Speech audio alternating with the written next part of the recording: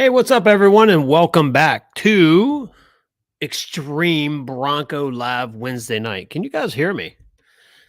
How's Sound the check. audio sounding? So, what's up, Becky? How you doing? I'm great. Howdy, John Burdett, G. Willikers. What's going on? Overlanding for fun, Tim. What's happening? So, I have a special guest here tonight with me. Imagine that.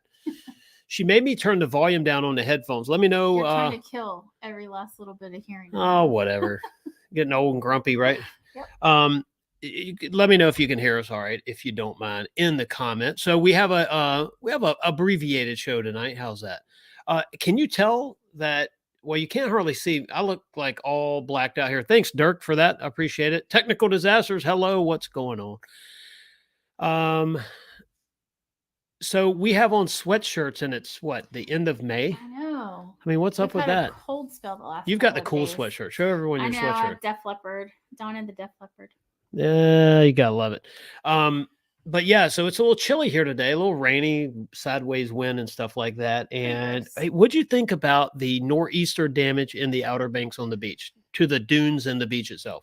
It was pretty sad, actually. It was very heartbreaking. The erosion on the dunes, it was crazy. Yeah. I'd never been down there right after a nor'easter. And further down the shoreline in Rodanthe, North Carolina, there were two houses that were actually swept away into the ocean. So was it only two? I think so. I thought it was two, maybe three. I don't know. But anyways, two definitely. So it was a pretty bad storm for them, and the roads were washed out further down for a while. But up north where we were in Kerala, I was just a little bit surprised to see the erosion. There was a section of a beach. It was pretty wide. I mean, I don't know how wide it was, but put it this way, it was kind of tight. Remember that one Jeep pulled over and let 10 Broncos go by. Yeah. And but it was that narrow. See what I did there? It was narrow. But yeah, it was cool. And it was pretty narrow at that one spot. Now that's up near North Carolina line. So so tonight we're gonna have a short show. Say that 10 times, short show. But we're going to talk about the Bronco Raptor numbers. They came out yesterday. Did you see my video on that we did? Who, me? Yeah. You don't watch our channel? Partially. I was working last night. Okay. So 418 horsepower, 440 feet-pounds of torque. Okay. Now, I mean, compare that. I mean, you can't compare it to your other vehicle. I was hoping for a little bit higher, but well, I set myself up for 445 and 510 on the torque. That would have been like, and I guess that's what I was banking on too, because I kept saying it. But they did say 400 plus, so they're plus 400, right? So 418 and 440. So I think with too bad. No, it's not. And mobile, I have I hear it. They'll rebuild with some of that sweet money. Yeah, I'm sure. Oh yeah, I hear you. It took me a minute there. I was wondering what your second comment was, but I figured it out. I'm a little slow on these live streams, man. I'm always trying to, before I repeat a comment, if it's not just like, "Hey, I can hear you" and all that, because I don't want to go process it. Yeah, and of course, our hearts go out to the families of the victims yesterday in Texas. It's horrible. I do want to say that. Let's have a moment of silence, please.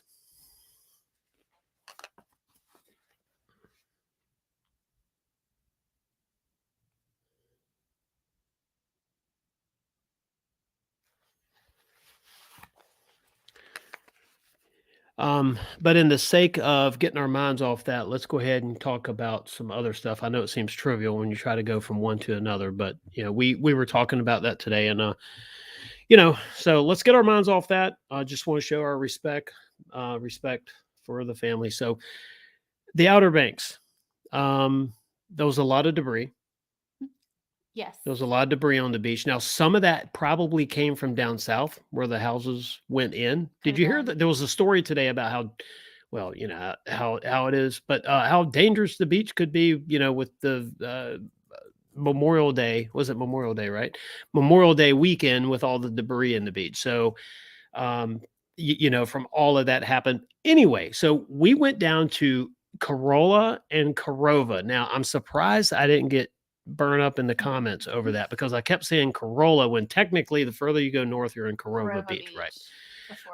Anyway, Corolla. If I say either one, it's like that section right there. But we had a good time. How'd the Bronco do? Again, excellent. Third time, right? Always excellent. Yeah. So, loose sand. And here's the thing about driving in sand, especially on the beach. 1 minute you're passing someone with street tires, as long as they air down on the packed sand. But the minute they get in the loose stuff, they're cruising and then suddenly they're not. They're stuck. Right. We entered the beach and there was a big F-250 there. Yeah. For some reason, just like the excursion. It's the sticky spot. Everybody gets stuck. But did you notice there was not anything happening in the front of that truck? So I think yeah, you noticed that. Yeah, it was just the rear wheels. And Andrea, thank you very much. Hello. Thank you for that super chat. I appreciate it. And by the way, Andrea, you really help us out a lot in those super chats. Super chats help our channel grow. It helps us to fund stuff because Becky doesn't, you've cut me off financially on spending money on the YouTube stuff. You're like, all right, yeah. So we depend on super chats. And if you really want to help us out, this would be cool. You can go to drivenwildgear.com. Yes. Pick up a copy of my book, Driven. This great big old thing out here. Whenever we move our home studio now, this is not going to be here. It's going to be something else behind us. A surprise. So the book Driven, if you ever want to get pumped up. It's a nice read. And it's it's a nice read. Mobile said F-250s weigh at least 7,000 pounds. You're right. So that was the first thing I noticed. Wow, what a big truck. Yeah. And it was an extended wheelbase on top of that. Yes, something was going on with the front end. The wheels weren't turning, just the rear. And he just let it eat too. So then he was down to the diff. So now. And he had a young guy trying to pull him out. With a lightweight Chevy truck. We offered, but they were not having it. Hey, Mitchell Watts is in the house. Thank you, Mitchell. Hey, Mitchell. Thanks. 1999 super chat. What's up? Keep reinvesting YouTube. It's worth it. See, listen to Mitchell. He knows. So, hey, I'm not doubting that. I did not say that. Mitchell, I really appreciate that. That really helps us. It goes a long way, and that's super nice of you to do that. And it was good seeing you in Supercell East. And nice to meet you. Yeah, next event, hopefully we'll see you there. Yeah. So what were we talking about? The Outer Banks. We hinted a little bit, or I briefly talked about the Bronco Raptor numbers. What do you think the Bronco Raptor would be on the beach? Think it'd be pretty cool? Oh, I think it would be awesome. Yeah, that's what we started talking about. Performance, right? It's supposed to be a beast. Well, yeah, it is a beast, actually. And I can't wait to do the dunes on that one. Our Bronco does awesome. I could only imagine what the Raptor would do. Yeah. Ryan Hemming. Hey, Ryan. Yeah. Ryan's asking about his Andrea said 6'2" and 6'3" super chats. So yeah, I hear you. I don't know is there a 6'4" in the house? Yeah, we'll see. That's another conversation. But yeah, so I was kind of merging the two there. I think the Bronco Raptor is really going to do well down there, especially on the dunes. Like I said, when you're driving down the beach, it's no big deal. Somebody will say, well, I saw a little car or some crossover all-wheel drive thing, right, until they get in the loose sand and then they're done, potentially. And the dunes, you remember that truck, that big Dodge truck trying to make it over the dune? He had to get like running starts and he just couldn't do it. He tried a few times, yeah. Because I think it wasn't happening. Yeah, weight and the wheelbase and things like that. So, but the Bronco, man, we go out there and typically these dunes where it's real loose sand and you have to get a couple attempts at it. We just drove right up, so it's pretty cool. What's going on in the comments here? Bronco 78 said 12.5. I will know. John Burnett said, I would love to know if I receive my Everglades this year. I think you will. I really think we're going to be surprised this summer. I do. Now, all this is depending on when, if nothing else happens, right? This is all based on nothing else happening. Hey, Nick, how's it going? Thanks for tuning in. Tim, funny thing is, we didn't have to send it. No, it was something that we learned at Texas, Bronco Off Rodeo, Texas, and Momentum, right? So just like, I wouldn't even say Nashville. you know, the Mustang going around Nashville Super Speedway or Charlotte, it's, you know, I mean, yeah, it's true. You have momentum, but it's more of driving it, you know, driving it in the seat and things like that. Momentum up a hill is the inertia, right? You get going and you keep it going. When you stop and lose sand, suddenly you start to sink. Things start to spin. So once you get going, you want to stay going. It's just like going through mud. I mean, you know, you want to go through mud in a hurry. Now, of course, we don't like mud, but I was going to say, I don't think I've ever really gone mudding. Yeah. I think if it's not on my list. Right. Yeah. If we hit like 2 feet of mud, it's because we were like having a really good time or took a wrong turn or something. So, no, speaking of sending it though, did you tell them on the last live? No, I guess this would be it. So we were on our way back from North Carolina this past weekend, and the weather was horrible, and we got stuck on the highway, Route 58 to be exact. Traffic was stopped due to an accident going the other way. Unfortunately, it appeared later that someone ran off the road. I mean, the conditions were terrible, but we were contemplating how deep the center ditch was in the middle, because we had to get home, and he was out there looking at it because it was pitch dark, raining, you know, cats and dogs, cows, whatever. And this guy behind us was driving a hopped up, what was it, a 4Runner? 4Runner. So there was 3 overlanding. One had a Jeep Cherokee, one was in a 4Runner, and I think there was 2 4Runners and a Jeep. And you want me to tell him? Yeah, you tell him. So I'm looking at the ditch with my flashlight, you know, because we're stopped, and it's still, I think the rain, was it still raining? Yeah, it was. I think it was still raining a little bit. The lightning was crazy. We wanted to get out of there, and there's actually a bypass. So I'm looking at this ditch, and I'm thinking, do I want to do this or not? And so this guy walks up, and he goes, are you going to send it across the ditch? And then what do you add? I know you can make it. No. Yeah. He goes, I'm pretty sure you'll make it. He said, but if you don't, I know we're not going to try it. And that was a compliment to the Bronco. Yeah, you know, it's like, if the Bronco doesn't make it, he wasn't even going to attempt it. Right. And so then that was the people that saw Gavin's shirt, and he was all terrain nation. He knew that. So I'm like, all right. And so he's like, hey, I watched that guy.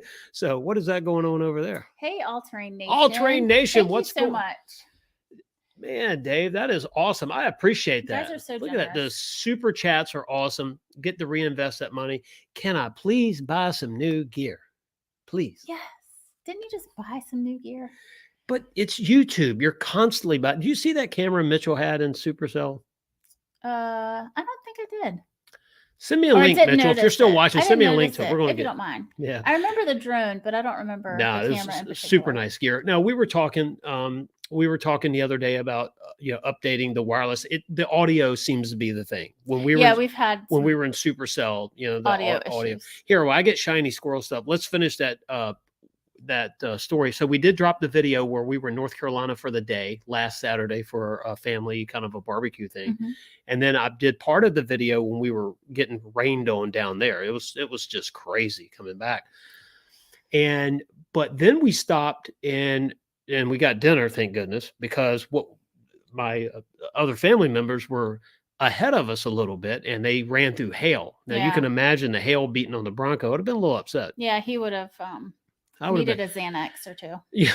So great. Nice.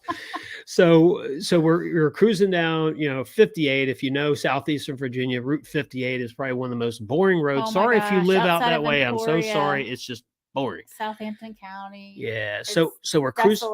We're cruising down there, and I guess we think someone ran off the road and down onto a road that was below. So that's where all the rescue vehicles were. So hopefully they're okay. But it was kind of crazy. We're in the Bronco, and that's sort of the idea that a lot of people have. Hey, if you get stuck, I'm not doing it. That type thing. Mm-hmm. And so, but it was pretty funny. And I'm sure they wanted to see me send it, is what he said. When he said that, I was like, Becky, you'll never believe what this guy said. That was so funny.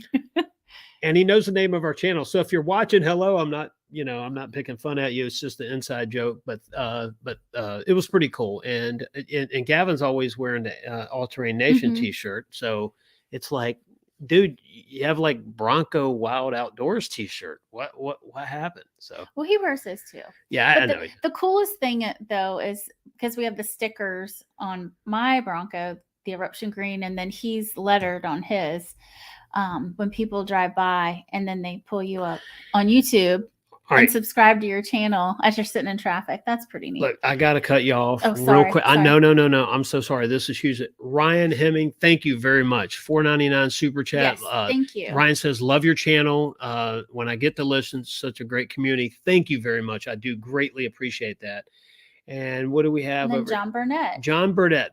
Thank you again. John Burnett. Thank you very much for that. I really appreciate that. What was it, $19.99? Yep. That's awesome. You guys are awesome. I really do appreciate Camera this. Funds.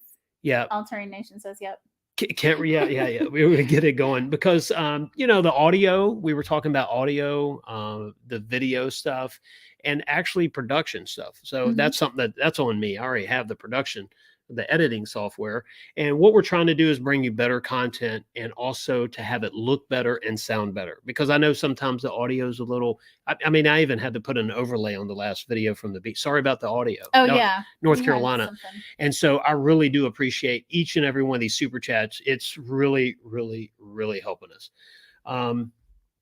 It is definitely right. And John says, I believe Mitchell has a Sony A7. Or I'll have to look that one up. Yeah, we'll look it up. But yeah, we have a Canon M50, and I think part of the problem with the M50 is some of the settings that we need to work on. And remember, when your lighting is not perfect when you shoot the video, that you can do a lot in editing. Not necessarily iMovie, but in like Premiere or something like that. Okay. So, but while we're talking about this, is we really want to start bringing you some really good.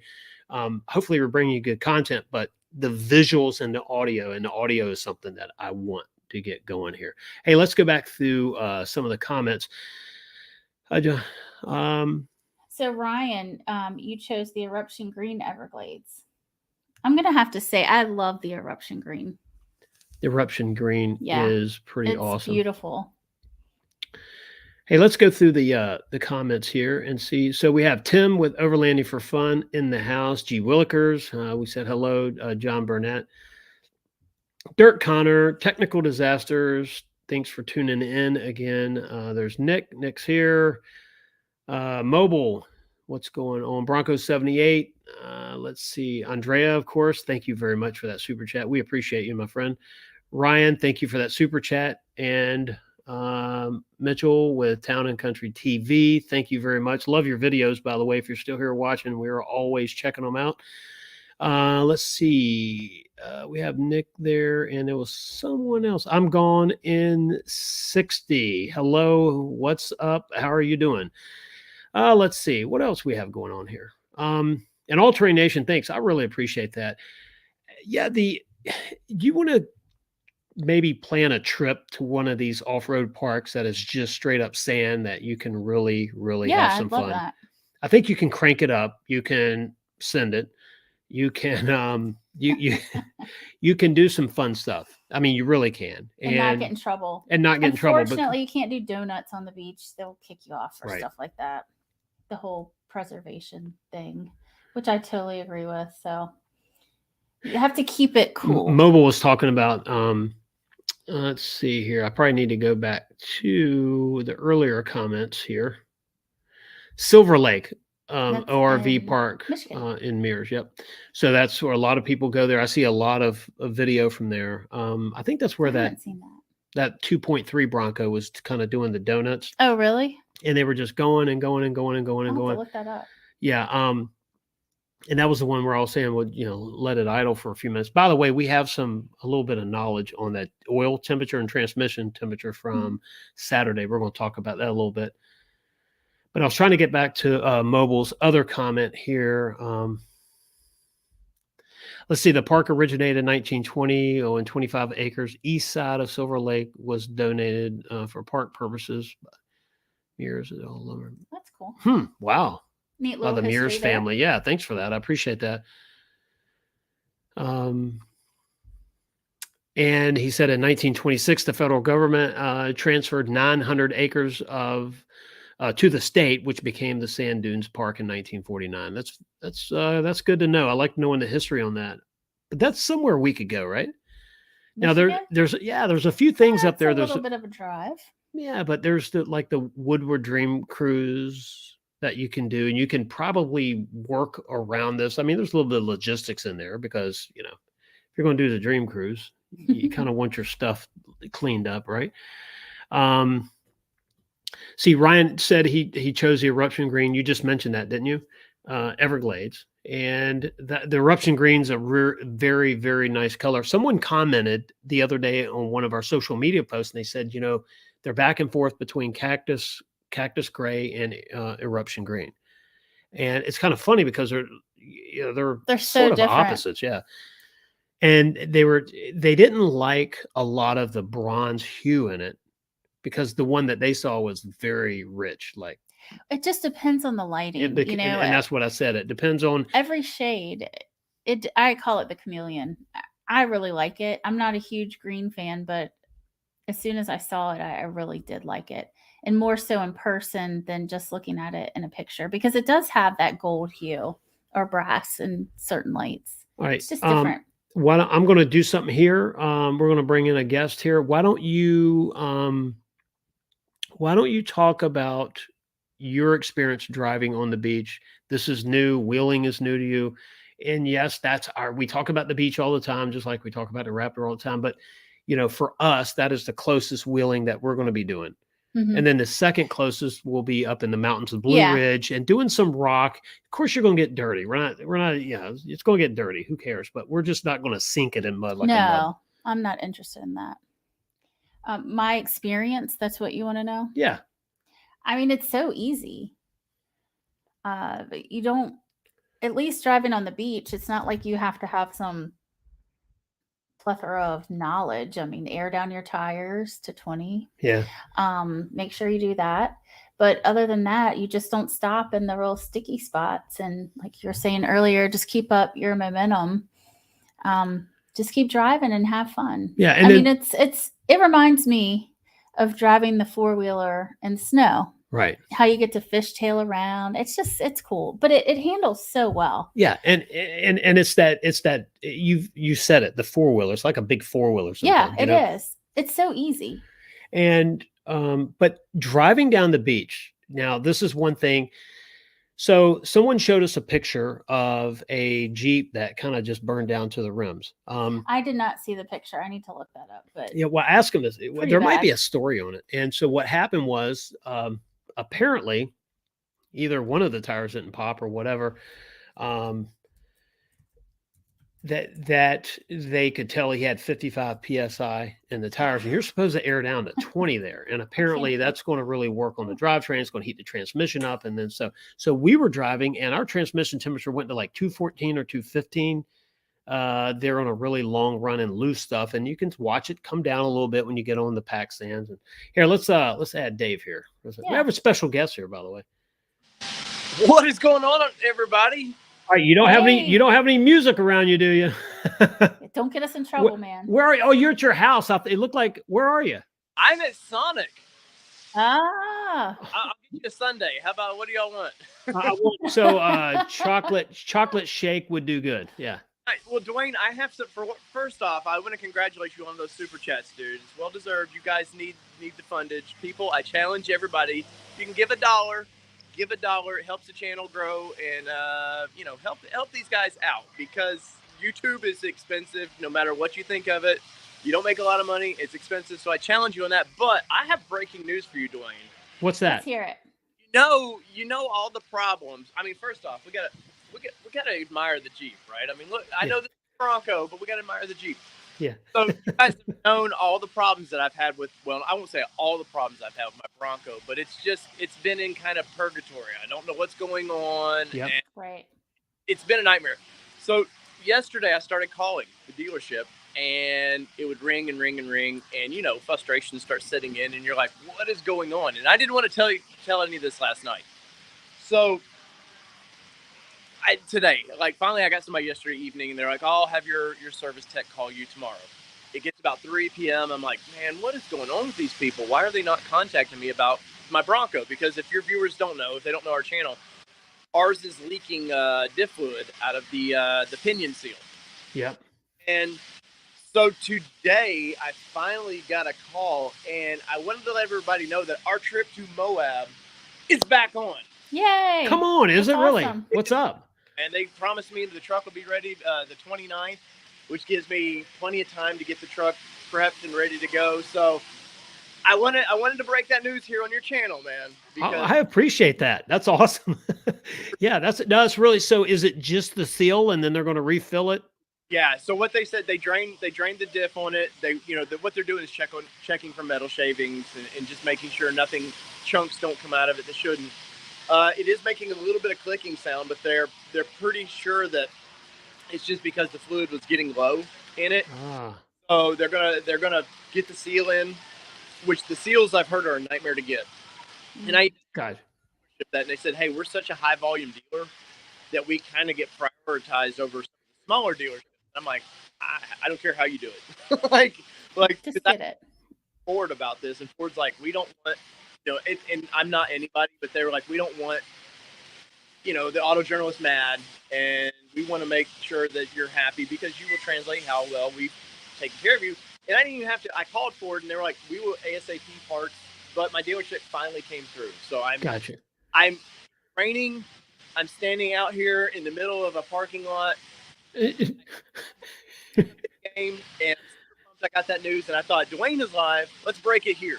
That is awesome. I appreciate you doing that. Yeah, that's really good news. So the Moab is back on for All Terrain Nation. So Dave and Kelly are headed back out. That's good. That's awesome.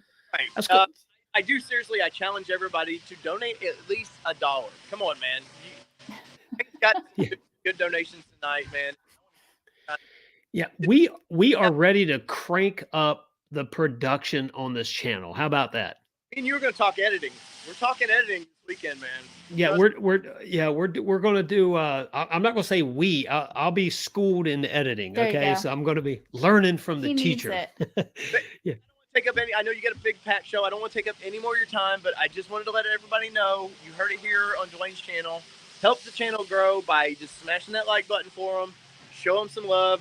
When this posts, leave a comment and help them grow. So, 2-wheel drive, 4-wheel drive for this Jeep I'm currently driving. This has been your special episode of All Terrain Nation dropping into Bronco Wild Outdoors. How about that? Awesome. Peace. See you later. Thanks, Dave. That was pretty awesome. Yeah, thanks, Dave. I appreciate that. Yeah, you're welcome here anytime. So that was so that is really great news, isn't it? That is. I'm so glad to hear that. A seal, apparently the seal is not being set properly, or at least on a few of them. And so it's loosened up and caused a little bit of a leak. So replace the seal, make sure it's set properly, fill it with fluid, and back to Moab they go. So that's really, really awesome. I appreciate that. And let's get back to the comments here. Oh, let's see. Someone who was getting the sand, what do you call it? The Everglades. Oh, we have desert sand. Sand. Somebody's getting yeah. So who was it here? Was it Ryan? No, John Burnett. You chose the desert sand color, but the salesman called and said it was going to be delayed, so we went with the Area 51. I'm very partial to the Area 51. I think you made a good choice with that too. I mean, honestly, all the colors, it's like the rainbow of Broncos. I mean, it's so hard to pick, in my opinion.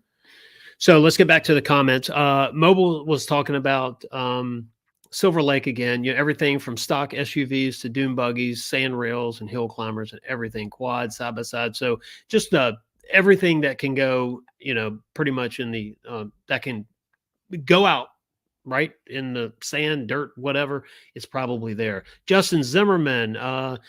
Let's see. Everyone says my Eruption green looks better in person than in the photos. In love with, and plus. So Justin has that big logo on the side, the Sasquatch in the mountains. Remember that one? Yeah, we met at Supercell. Yeah. Awesome. And it's sharp. It was kind of funny when we were there. I saw it sitting there. I was like, man, I've been checking this thing out on Instagram, and here it is. Like. Well, I hadn't seen it on Instagram. I was a total groupie. I like the Sasquatch on it. I thought that was yeah, cool. but I want to check it out in person. It's pretty cool. So good deal on that. And that's another thing. I just love the mods there. Joel says, love the Eruption green. I saw it a few in Flagstaff. Did you just read this? You didn't read this. While attending the Overland Expo West. Yep, that is. So you're keeping Cactus Gray, and I have to say too, when we first saw the reveal for the Bronco, when we were watching it on TV that night, the night we placed you placed what I thought was one reservation, but he surprised me with it was two. Anywho, moving right along, I really liked the Cactus Gray at first. I thought, oh my gosh, you have to get that color.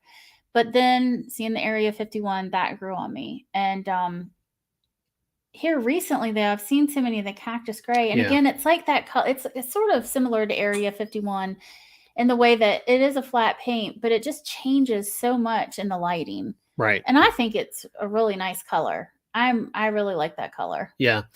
And it is. And someone in our area has a Cactus Gray with the spare tire delete. Yeah. That's, I believe, our friend. And, well, from school. From kids' school. Yeah. Right. Yeah. Someone we know. Yes. But let's see. And we need to connect with them sometime. That'd be pretty cool. I Go out there. need to reach out to her. Let's see. What Doodle joining us.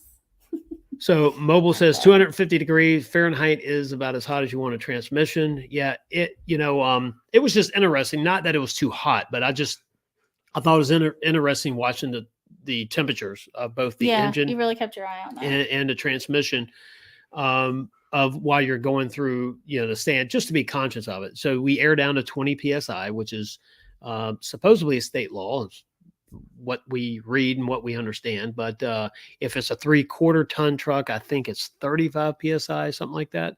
But in a Bronco, it's going to be 20, and you just air down and you keep going and go from there. Dirk Connor says, that's fantastic, Dave. Yes, it is. That is awesome. He's going to get his Bronco back. And I have to break your news. Okay, so Joel, thank you so much for the super chat. That's awesome. Oh, did Joel send us a super chat? He sure did. That's incredible.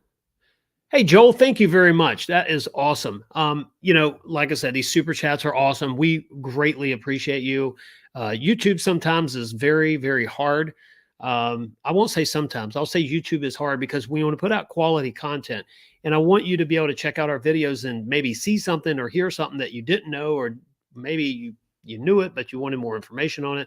It's kind of what we want to bring. And so I'm really trying to crank that up. It's another reason to move into Wednesday night. I think we can do a better job. Right. Mm-hmm. And we get to spend that weekend somewhere. Yeah. It just got to be a little difficult. Yeah. Doing the weekend things, and weekends obviously they're so limited that you just run it up right to the last minute. No, remember the Walmart trip to get the lantern? Yeah, because I had this crazy idea that he was going to live stream from the back of the Bronco. Right, so she was driving, I was in the back seat with Gavin, and we had the lantern up, and which so didn't work out. It was just right. It was a great idea. The theory's awesome. It just wasn't enough. Right. So it might not look like it with the lighting we have in here, but we have 3 specialty studio lights and then some other things happening, including what you see behind us. So this, look, it's hard to get this right, much less a Coleman lantern, which I like Coleman, don't get me wrong. But that lantern we added to our camping gear. Yep. Because that's going to be very cool. It'll come in handy. It'll come in handy. But Da Vinci, let's talk. You say you let the wife drive tonight, and that was scary. Did she send it, or what? What's the story there? Over the curb. Yeah. Yeah. Hopefully not. Well, and if you're going to take out a curb, you got to do it head on, right? So you don't scuff the sides. Yeah. Okay. Yeah. Let's hear more about that. Let the wife drive tonight. That was scary. So, that's what you say about my driving, isn't it? Yeah, it is. Yeah. Mm-hmm. That's what you say. Mm-hmm. Probably say worse behind my back. Just look for the invisible break in the floor. Ryan waits for the 620 to be disappointed. No, it's going to happen. There's a lot of product being freed up, by the way, from what I understand. Little back channel stuff. What dealership is it? Ford Murphy. Yeah, that's talking about Dave's there. Let's see. What else we have going on? Bronco 78. He said, I'm not going to read that there. Well, I'll read it. No, that's all right.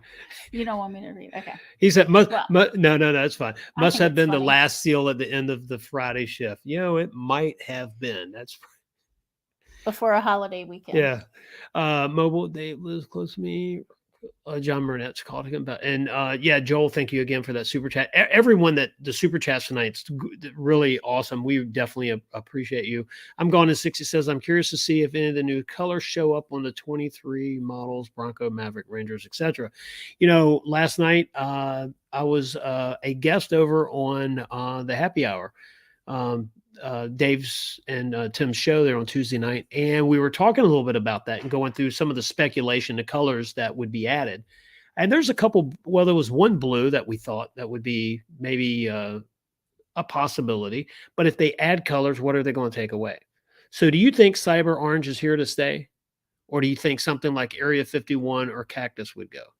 Because Area 51 and Cactus are both very popular colors. I don't see them getting rid of that. And I don't know the take rate or how popular the Cyber Orange. Cyber Orange but is. You know what? Cyber Orange, it's just I like that one too. I don't know if I would buy it just because I'm more of a very conservative person. I don't like to be super flashy. Yeah. But it is really pretty, but it is super flashy.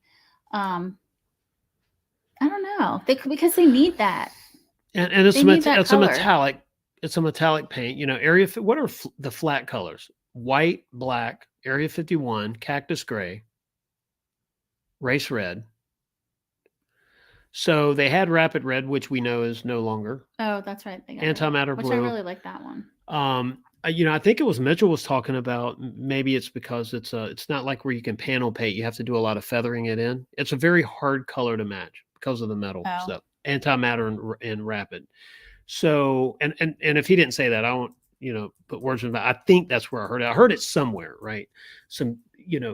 But it makes sense because it's a hard color to match. I wonder how Cyber Orange is, how easy it is to match that. I think Area 51 is one of those colors that, depending on how old the vehicle is, and of course, obviously now they're not that old, but say in the future, 5 years down the road, when you do, say, a panel match, is it going to be, is it going to be very noticeable? How much fade's going to be in there? I don't know. But if they add colors, what do you think they're going to get rid of? Now, Becky has the current colors pulled up here, but I think they'll add maybe some of the Mustang colors in there. Yeah, but they don't have Eruption green on here. They're missing some. Well, I don't know what that is. That might have been an early release. You have to look at the date. Yeah, look at the date on that. 21. That's old news now. Hey, and I'm going to ask everyone watching right now, don't go anywhere. I have a favor to ask. I have a car that is technically, I listed it for sale. Someone wants it now. I'm having second thoughts. I want your opinion on it.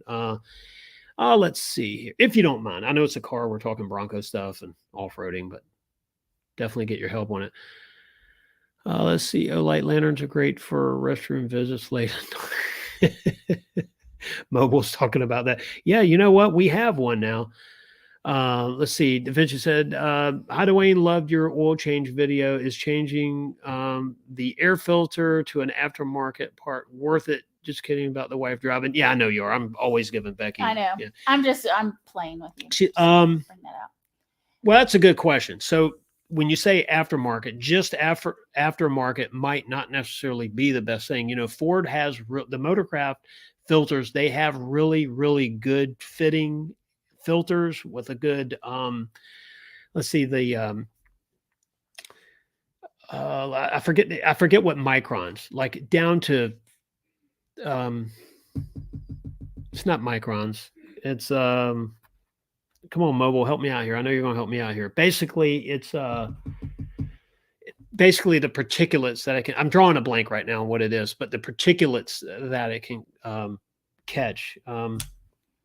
Ford filters do very, very well. And so that gets into the small particles that makes it through the air box and into the filters. I would say something, like I've had K&N filters in the past. I'm not going to recommend something that I haven't researched on for the Bronco. I can just tell you that the filter that comes in it from the factory is a nice, tight fitting filter that collects some pretty small particles. I remember reading the number thinking, wow, and I need to do a video on that actually. We took our Bronco to the beach 2 times. And after the second trip, I checked the filter. Now, why did I do that? One day we had a lot of wind blowing and we had a lot of airborne sand. Yeah. So I wanted to see, not that I was worried Sand or anything, blizzard, I just wanted to see based on what was airborne, how much made it, through the grill into the air box and into the filter. And amazingly, it was just a little bit. It wasn't that much. So, and you do have some of these, cold air boxes. You have some different stuff. Look, Roush makes a solid part anyway. I have a Mustang that has a lot of Roush components in it. They make really good products across the board. I haven't researched it though, but let me do this. Let me research it, and we are definitely going to find out what, at least in my humble opinion, what I think is best. I don't really know. That's a good, yeah. Mobile was saying microns. I said microns earlier, but I was trying to think of something else. But anyway, so let me do a video on that and let me research it because it's on my to-do list, but I haven't been able to research it. And I just don't want to tell you anything. I will tell you this, from all of the numbers, it's the factory air filters are not cheap. They're not, I don't know how much horsepower you gain by changing it. Has anyone, put one on a chassis dyno and started changing filters out to see if there's any performance difference? I don't know if that's been done. At least I'm sure it's been done somewhere, but is there a video on it? Is there a post on it? Did someone report on it? So I'm going to check that out. So if it sounds like I'm talking in circles, it's because I am. I wasn't prepared for that, but it is one of the things that I've been wanting to do. And, people will come out with different stuff. I mean, someone's going to figure out a way to let more air in that air box. Now, will that help?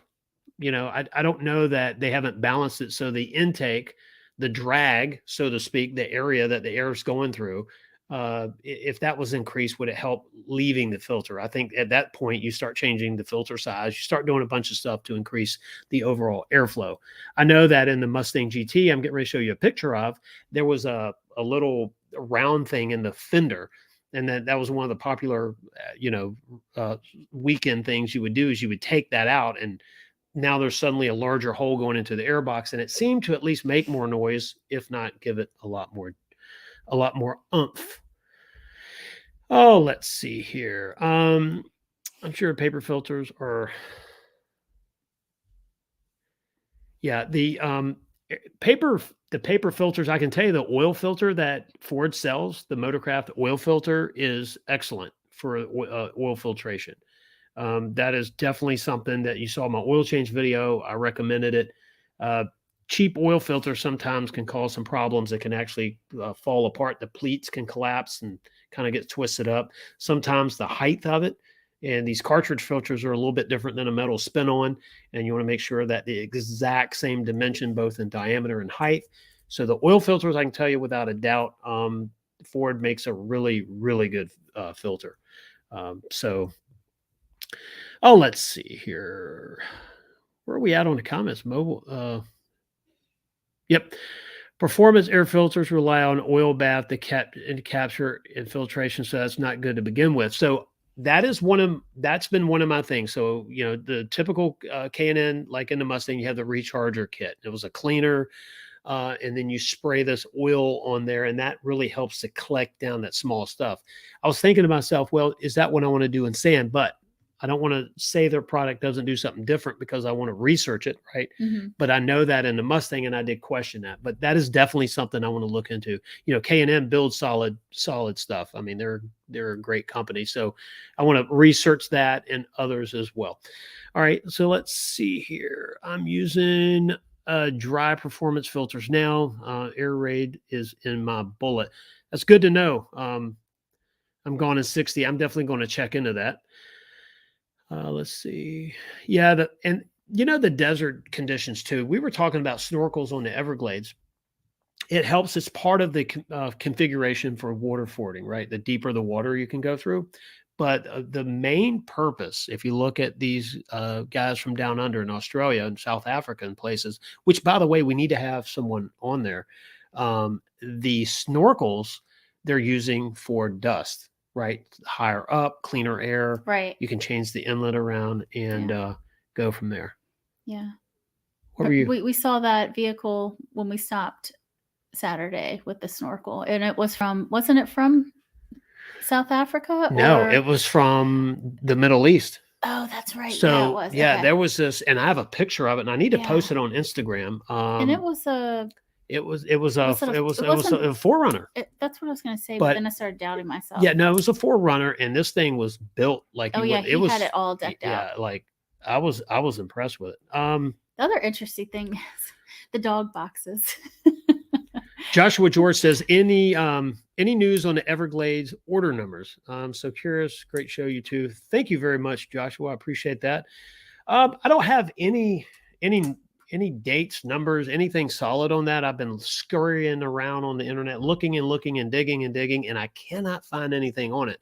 I do know that there seems to be this, I keep hearing from multiple people, this late June, early July time frame to where a lot of these components that are needed to finish the Broncos and other vehicles as well. But for the sake of our show here tonight, Broncos, I keep hearing that late June, early July stuff. So I'm looking for a big push. Now, I will tell you, MAP's going to be closing down. Someone may have a date on that. They're going to be closing down for the year change and what I understand, I'm just reading this online, but retooling for the new Ranger. Oh, that's the new Rangers coming out. When is that they're closing down? Well, that's what I was saying. I don't really know. It's this summer. Is it August? Someone may have a date on that. I think I heard August, but I don't want to tell you something if I'm not sure. I just know it's sometime in the summer. So there would have to be a massive push to get vehicles built. And I'm assuming if it's small bolt-on type stuff, that could be done as they're sitting. So gotcha. I don't really know. Bronco 78. Thank you. Thank you very much. $9.99. I like that. $9.99. I know. Thank you very much, Bronco 78. I definitely appreciate that. Since I can't make it to Supercell, Wisconsin, here's a little help with the camera fun. Great time. Too bad. 4 great content from Wisconsin. We had a great crew. Supercell East. That was fun. Yeah, we even ended up that was fun. The Photobomb Steve. Yeah. Okay, but no, it's Scott. Scott was his real name. Don't say his name. We agreed not to say his name. Sorry. You didn't get the memo. No, Scott. I missed Steve, the memo. Whatever. He's probably a couple aliases. It was fun. But it was fun. We had a great time. Yeah, it was a great time. So yeah, well, maybe next April we'll reconvene. Yeah, we'll get everybody back together to Supercell East. That was a good time, wasn't it? It was. Yeah. Lots of fun. And we hung out with Andrea there for 3 days, and Bronco 78 and Dave and Kelly. And let's see who else was there. I don't want to leave him with Tim. Overlanding for fun. Mm-hmm. We had a great time. So yeah, no, actually mobile, it wasn't him, not at all. No, that's actually somebody on another stream. Don't even bring that up. No, this guy, he showed up random. We were taking pictures of our Bronco. He drives into the picture with his Bronco. He hangs out the window in his Bronco. He had his dog in the back, and he's like, "Hey, Photobob." Yeah, and so it was funny, right? And next thing you know, he's talking to us. Then he's hanging out with us, going places with us, going to dinner with us, hanging out the next day. It was fun. Yeah, it was the most random weekend ever. I know, it was awesome. Yeah, it was a good time. So definitely a good time. Christopher said, "I'll take that as a yes." I think I might have missed the first question out there. We have somebody home. Let's see. John Burnett, mobile, I agree. Would have done that when I bought my Ranger. Okay. So I'm gone in 60 says, so the new Ranger order banks open 7/18. So that's awesome. So that's when the order banks open, right? And then production starts, I guess, whenever the retooling's when they come back. Yeah. And it's not like they have to rebuild the plant. From what I understand, there's some modification in some of the machines, the robotics and things like that. because the new Ranger is different than the current one. Right. I wonder how long it takes to retool that, though. Well, I'm just curious. Remember, they totally rebuilt that plant for the Bronco and the current Ranger. Oh, true. Yeah. So now this is just modifying it for whatever they're having to do. And then I'm sure production typically, I would think, would start out a little bit slower, maybe slightly, and then they ramp up just like they did initially. I did that sales report, and remember, a lot of people, I should have been a little bit clearer in this. When I did the sales report video here just a few weeks ago, it wasn't new sales. Obviously, the order banks are closed, but it's basically when a Bronco's built, delivered, and someone takes possession, paperwork, money changes hands. That's when they count that. So, right. And I think we have some company coming in here. So, if you hear my graduating daughter coming in the house here in just a second. Let's see. I'll take that as a yes. I need to go back. Christopher, maybe I missed the first part of that question. I'll go back and look at that in a minute. Ranger Raptor starts March of next year. So All Terrain Nation said that. Yeah, so that's the Ranger Raptor, but the new Ranger, right? The one that starts this fall, right? Manalea is asking when we're going to lift the Broncos. Right now I am comfortable with the height. I'm comfortable with the wheels. I'm comfortable with the fact that I don't have to work on it. Right. Yeah, I'm okay with the height where it is now. Yeah, and let me tell you, when you start lifting them and start putting bigger tires on them, you do start changing some of the geometry. And I think we've all heard about the tie rods and some steering stuff like that. I kind of want to see that play out a little bit more. And I said, based on that and the fact that I like the height of our Broncos right now, for what we're doing with them right now. Now, what does the future hold? Who knows? Because I'll never say we'll never lift them. Right now I'm sticking with what I have. Other products will come out, different things will come out, tie rod, steering, and some of the stuff that when the geometry of the IFS changes as you lift it and you put bigger tires on it. Of course, bigger tires also heavier, and when you do some extreme off-roading, rock crawling, and stuff like that, you're starting to stress these components.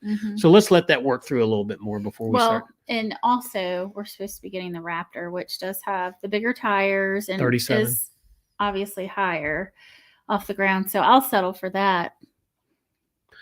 And it does come with steps, so that's awesome. Yeah, that we can unbolt if you ever want to go, but I don't see us going to Moab. I still I do want to add some steps to the Eruption Green. Right. And I have found some that I like, but I also like those disappearing steps too. Yeah, we saw some in Supercell. Where is it? Is it AIG? Are you talking about the little? You're talking about that. Are you talking about the power steps? Oh, I'm talking about the power steps. Oh, okay, yeah. And I like those AIGs that I'd showed you. Yeah. Well, and then so when you do that step, you're going with a step / easy rock on. slider. So you're but the power rails were pretty cool. Oh, let's see here. And I don't want to miss anyone's comment here. So if I do, ask it again or say, hey, what about my comment? Let's see here. Correct T6 2.0. They're talking. Yeah. Last night we were actually talking about that T4 Ford trawler. Remember I told you about that? Yeah. So Ford bought this company back. It is a Brazilian company. That's right. Okay, yeah. In 2007, it was idle. Then they came back out with this trawler. It's a pretty cool looking vehicle, man. It was, but I think in 2020 that kind of went. Joshua George said, whenever they retool in Windsor for the Pacifica, it's always 2 weeks. They shut down every summer for that purpose. I'm guessing 2 to 3 weeks standard. Good point. Yeah, good to know. So Manny has actually chimed in. Oh, hey, Manny, that's Manaleo, and he's asking when you're going to leave for the Bronco Fest.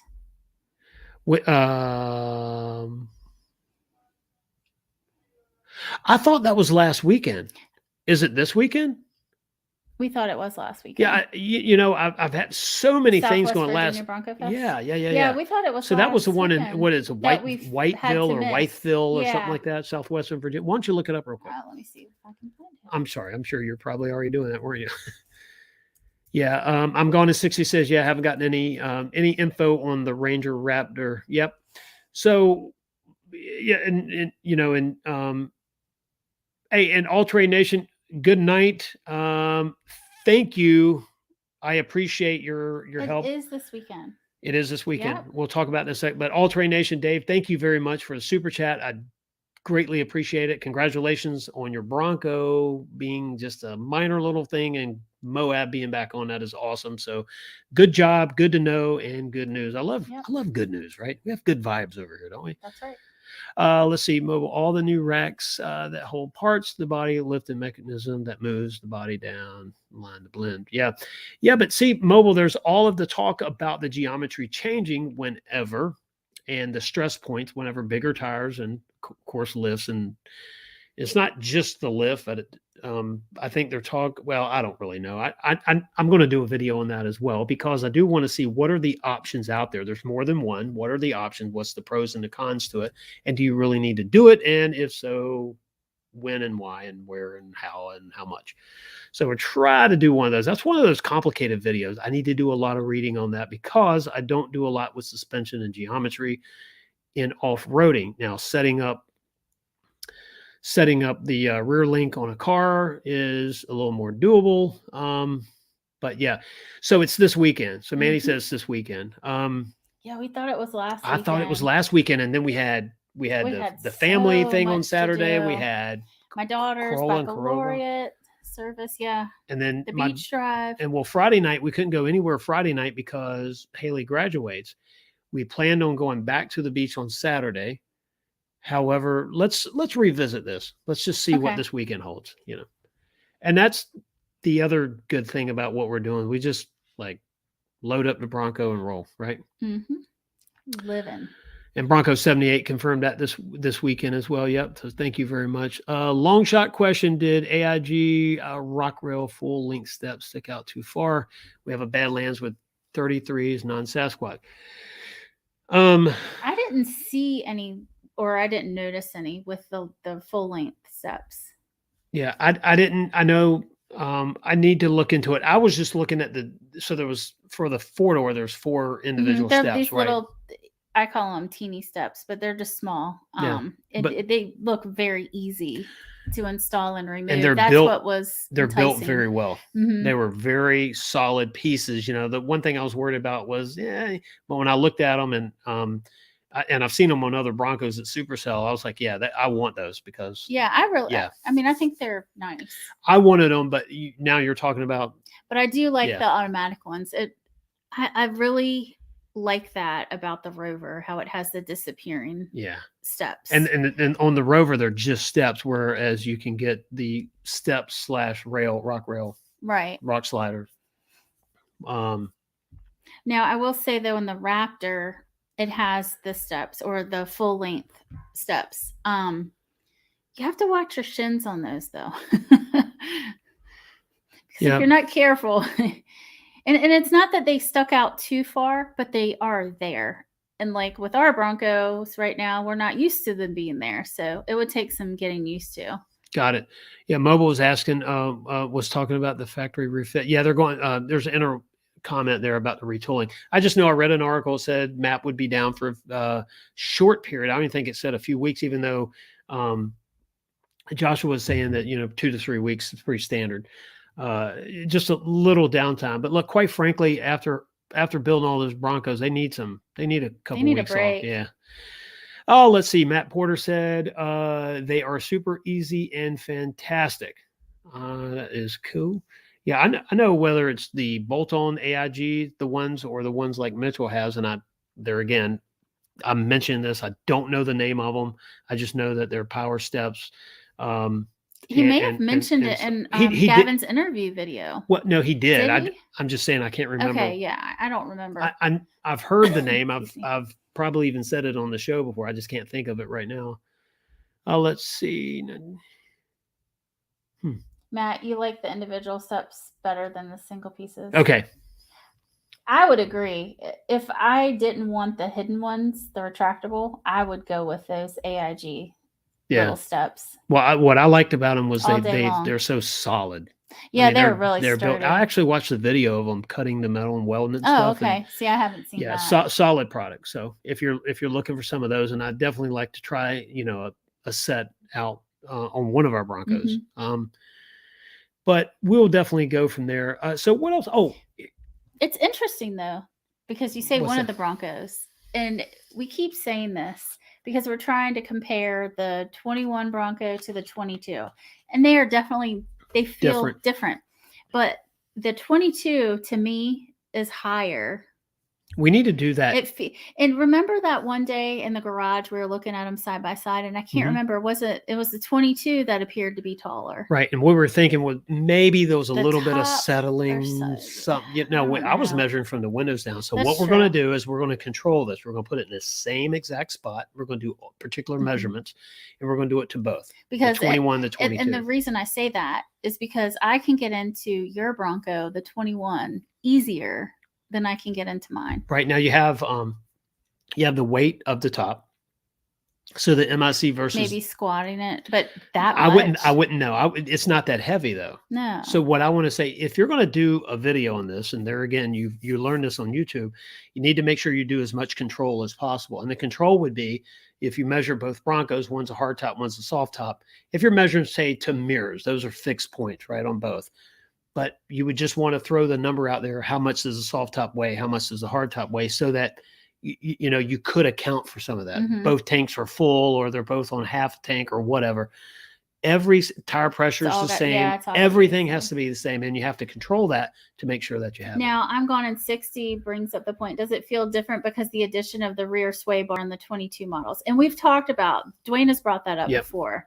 It could be. So there's something about the seat. And I don't know how to quantify this. But I don't know that the rear sway bar would affect the seat. No, not this. No. He's talking about driving. Drivability of it. Yes. The seat. No, the seat does. So when you're sitting in the driver's seat, it feel like it's flat. See, you don't have as much recline. So I don't know, because I can't compare, because I don't ever drive yours. Hint. She gets a dig in wherever she can, I promise.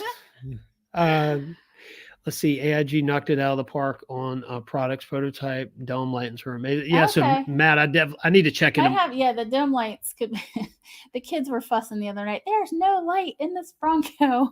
Yeah, and I met Matt over at Supercell East there. Cool. It was very, very cool. We had a nice talk there. I just thought it was awesome to be able to meet people that you talk to on the internet or chat with on the internet. I want some of the grab handles. The grab handles. Yeah, I keep seeing a lot of those. Where are you at on that? You want them? I mean, I don't know that I necessarily need them. I mean, I utilize the little handle on the inside of the dash. Yeah. I've just made it a point. So I've gotten used to that. Hey, by the way, if you're watching right now and haven't subscribed to our channel, please hit the subscribe button if you don't mind, and like the video. Look, YouTube loves it when you hit that like button, and it just sends it out to other people that like the Bronco content like we're all talking about here tonight. I'm going to 60 says I actually haven't driven a 22 model Bronco yet. Our mannequin at the dealerships are all 21. Yeah, so I remember driving.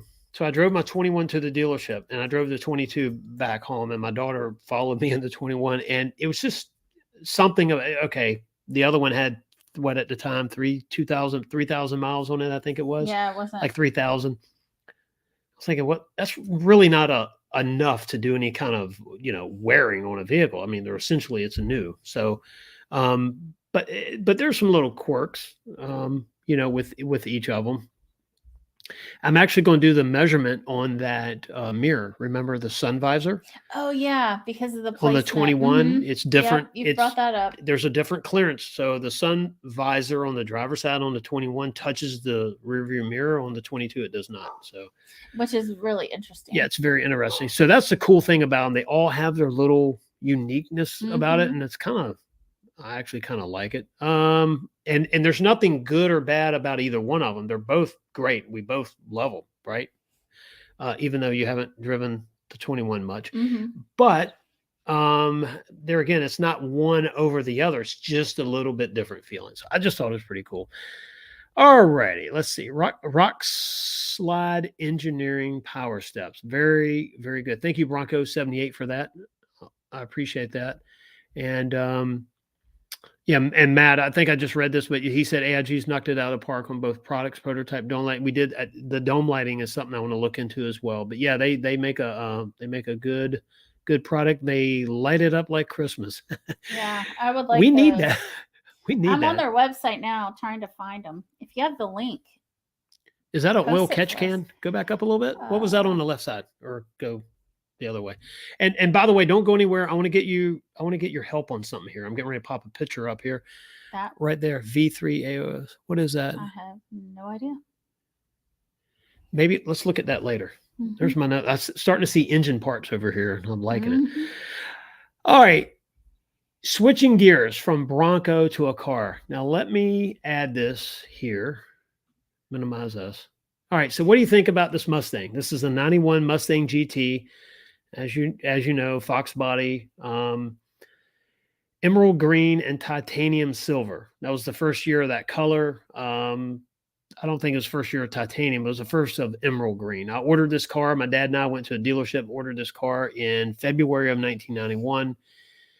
And it's amazing when you say, it's green. It's, you compare it to that. You see the grill of the 22 Bronco behind it. Man, there's completely different greens, right? Yeah. One's a bluish green. The emerald green actually has a little. So blue. It was called emerald green. I couldn't remember. Yeah, emerald green and titanium silver. So here's my question. We have a lot of vehicles, and we need to start shedding some. But here's a vehicle that somebody wants to give me 10 grand for it. It looks great here. You get up on it, you see the silver strip below the driver's side window. Needs some loving. It needs some love. It needs a paint job. Believe it or not, it looks okay from here. Interior work. It needs tires. It needs some interior plastic pieces, parts, clips, things like that. It needs trim. Doesn't it need like struts and shocks? Dirt Connor, thank you for that super chat. Thank you so much. Love that GT. You're awesome. Appreciate that. There again, thanks for helping with the camera fund. I know. The technology fund. So I actually get to do some stuff because you guys are helping me. I got to be the fall guy. Yeah, no. The fall girl. Fall girl. Yeah.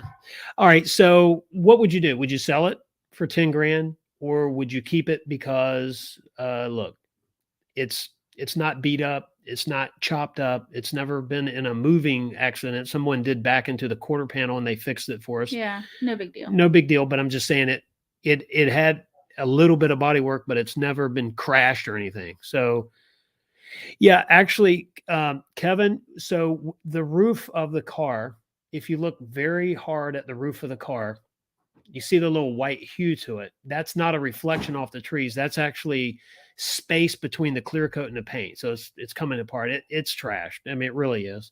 The top side is not that great. The side, you see it from a distance. So I did replace the wheels on it at some point in time. It's got a K&N air filter, Flowmasters, and it's 5-speed and it's stock. I have put I think the only thing I've ever done to it is a radiator, upper and lower hose, a bypass hose, a water pump, and a thermostat, and brakes and tires. Maintenance, really. Yeah, oil changes. I mean, that's it. So and for its age, it has considerably low miles. Mobile said, I still have my two surviving Mustangs. So would you sell this for 10 grand or would you keep it and get it, road? Oh, I need a rack and pinion. The rack in it is toast. It's well done. You can stick a fork in it. There's a little bit of play in it. Shocks and need struts. A speedometer too. No, it's the cable. No, it's the gear and the transmission. I just remember the story you're talking about. See, that's the thing about cars, though. You hear what we're doing. It needs a rack. It needs tires. It needs brakes. It needs headlights. It needs fog lights. I mean, like it needs TLC and all of this stuff that you can get. So I'm really on the fence about this. The guy wants it. He wants it bad. Wants to know when he can come pick it up. And I literally could not sleep the other night thinking about selling it. And I did it. My daughter did a video of me driving it the other day. And I watched the video and I just said, you know what? Now, if we could get a $10,000 super chat, then that would be, I'm just kidding. I'm kidding. I'm joking. Oh my goodness. Kevin said, sell it. Let someone else make a drag car. And it's funny that you say that because we had someone stop by here to look at it, and that's what he wanted to do with it. That was his plan. Yeah. And Kevin was saying clay bar and wet sand can do miracles. That would be parting the waters miracle if it brought this paint back. So, so we have one sell it. And I should have done a poll on this. Actually, you have another 4 high and 4 low says to sell it and buy Bronco mods.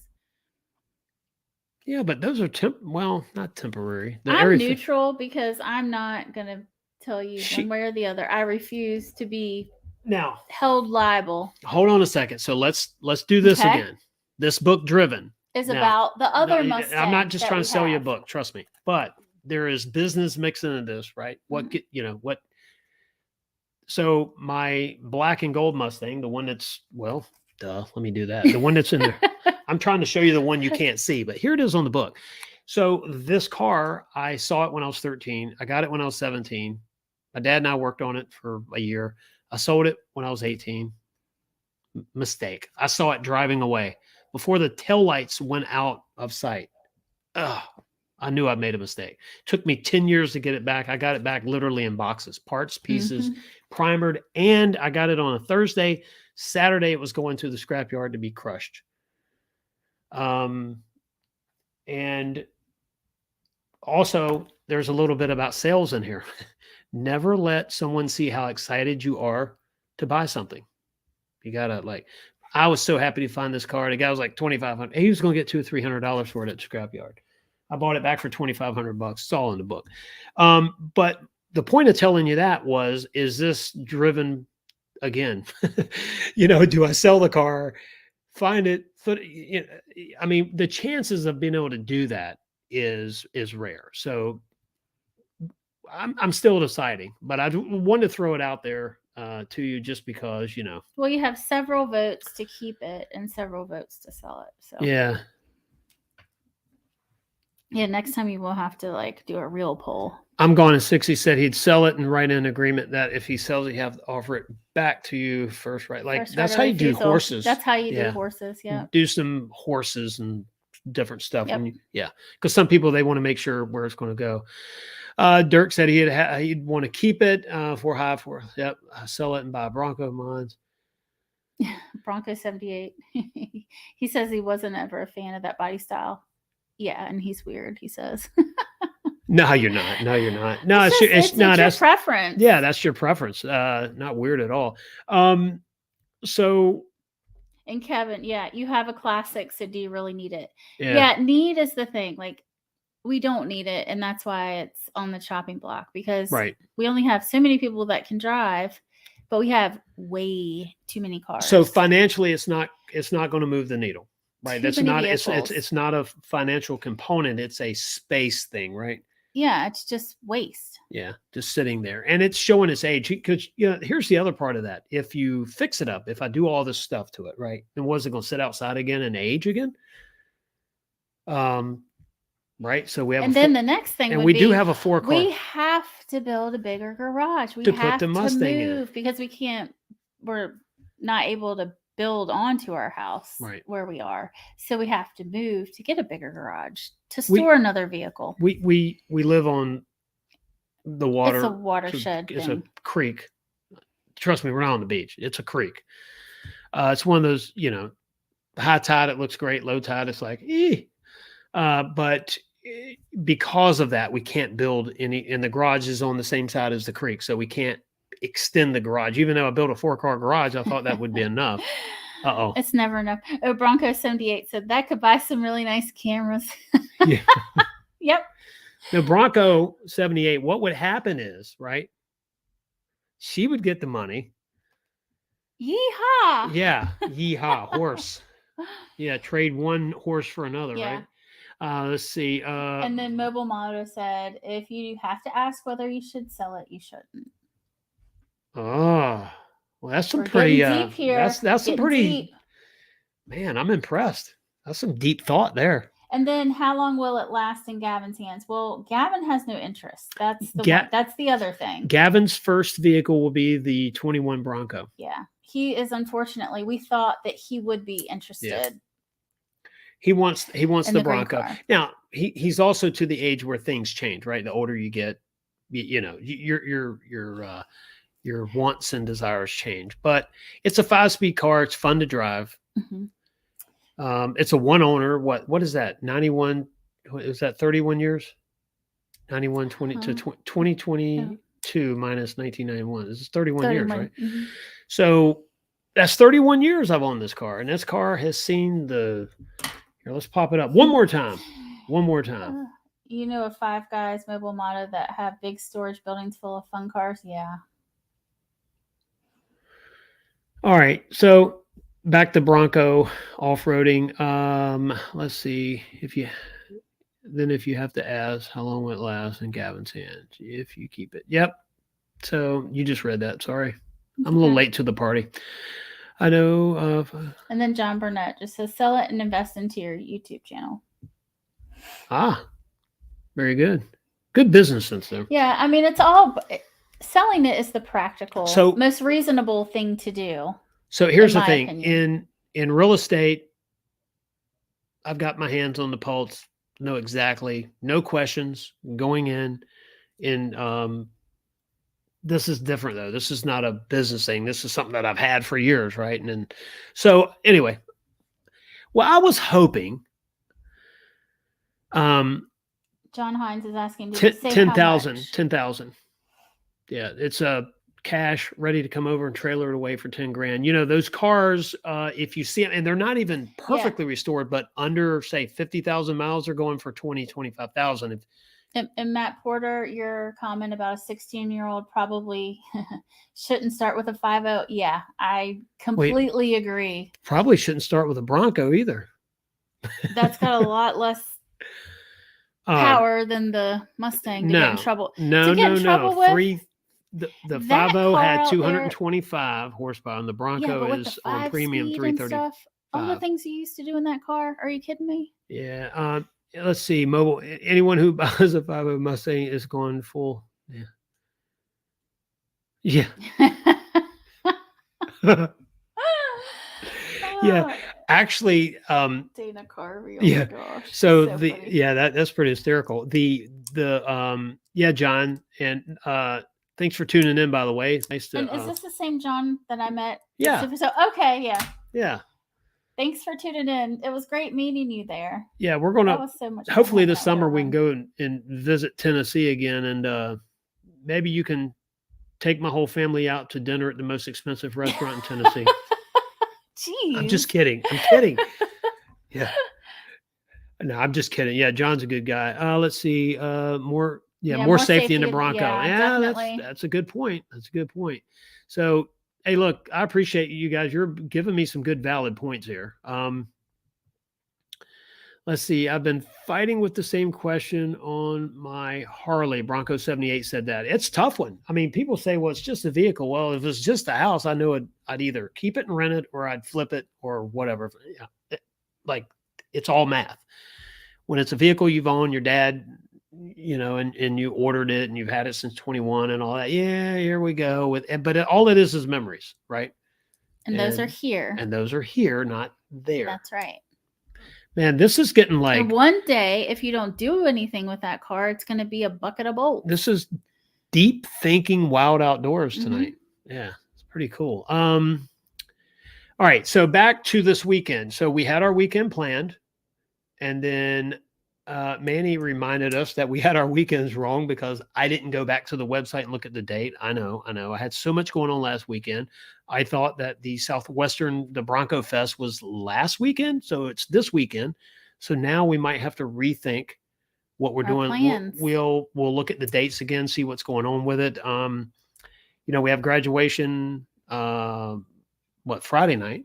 So we're here Friday night, no doubt. But then what is Saturday, Sunday, Monday? Well, we still had some other things to do. Yeah, we have other stuff to do. But we'll I guess next Wednesday tune in and you'll find out what we actually ended up doing.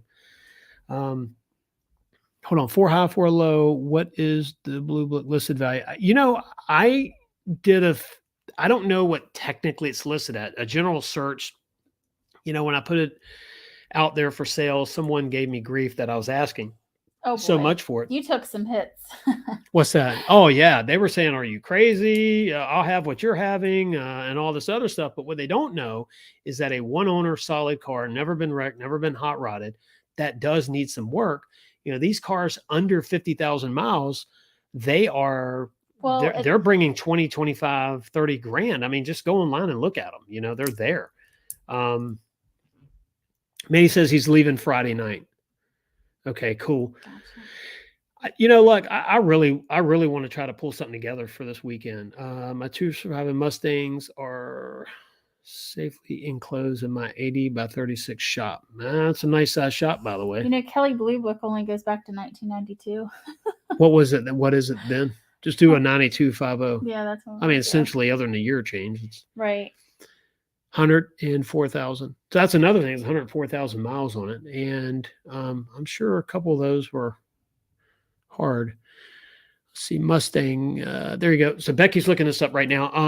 So tune in next week, figure out what we did over the weekend. Do we go to the beach again? Do we do Southwestern Virginia Bronco Fest? I don't really know yet. We're going to figure that out. Did I sell the car? Tune in. We're not going anywhere. Don't go anywhere yet. I do want to mention, I did start talking about the Bronco Raptor, and I really didn't ask, what are your thoughts on the horsepower? I'd love to know. 418 on the horsepower, and more importantly, the torque, which is what I'm mainly concerned about, 440 feet-pounds of torque. What do you think on those numbers? Are you impressed? Are you happy with it? Would definitely like to know. John Hines said it was great meeting you 3 at East as well. You're welcome in East Tennessee anytime. Thank you for that. Just let me know if you need any help selling the next great plan to Becky. He's so funny. What a salesman you are. Yeah, and that's a compliment, by the way. John knows how to connect the dots in a conversation. So actually, we might have to talk to John about doing some training for some people on how to communicate and how to get it done. I know you can do that. And actually, Tennessee was beautiful. Yeah, that, and I don't know if there's any parts of Tennessee that I would like more or like less, but I know that Townsend, Pigeon Forge, that whole was great. Area. We would love to go back and do a week there. We had so much fun. There's so much to do. What was that? Ware Valley Road, which runs from Pigeon Forge to Townsend. That entire stretch there. And we didn't venture out much past that. We did with the group there and Tim and everyone. We went up the Foothills Parkway. We did that. We went to Elkmont. So we did, but as far as just driving in a normal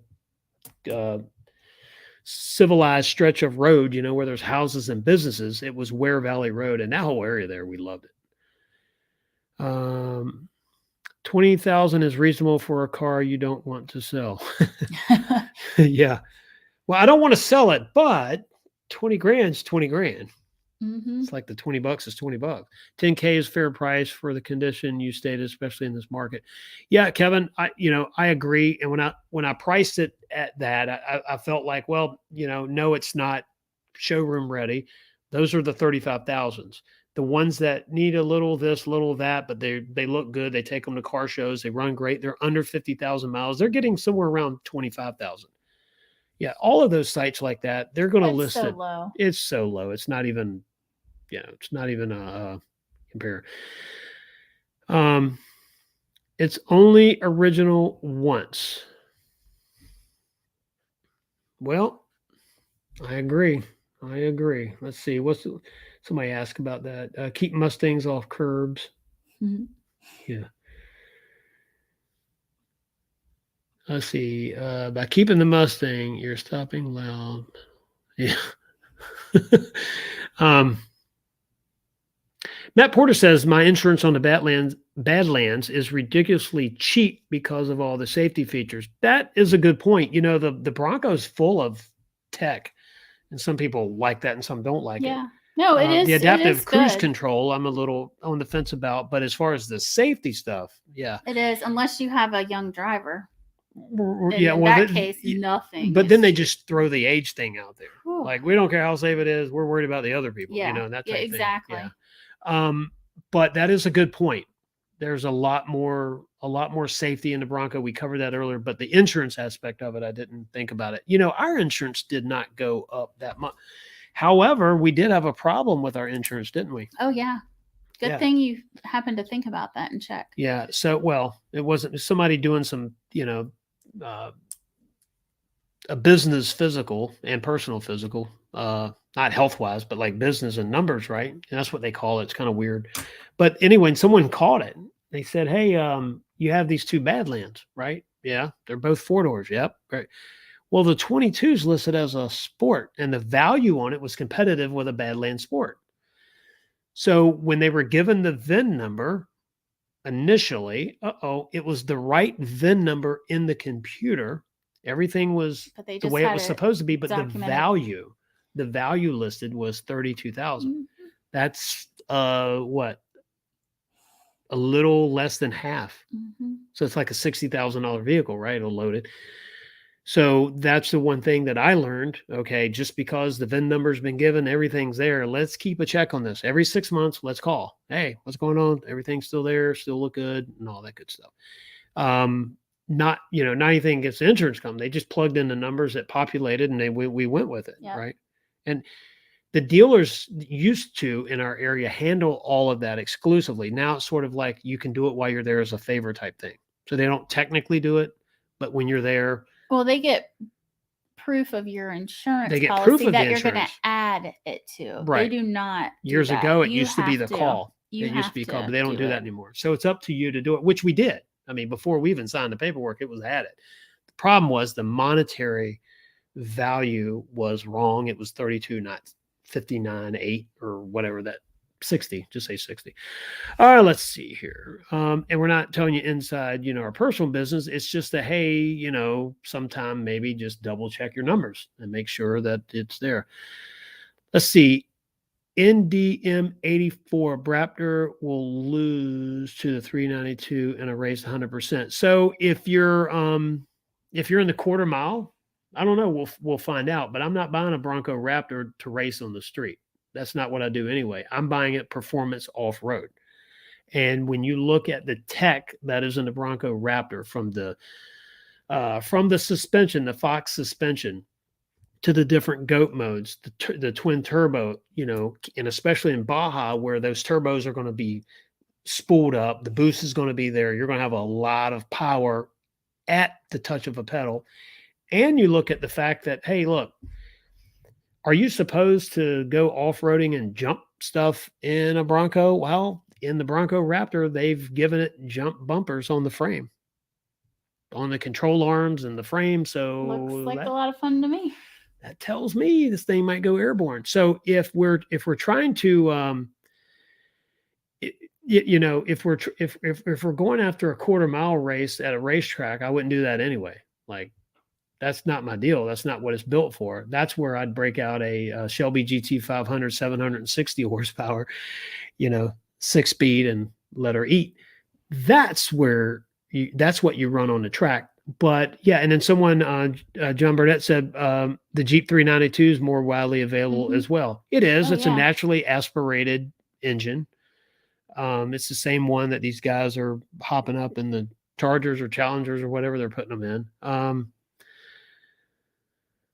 Let's see. Even there, I am skeptical. Well, I mean, come this for off-road. Yeah. Well, I'm not, because they take the IFS, for example. They built this if you look at it as the Ultra 4 type racer, right?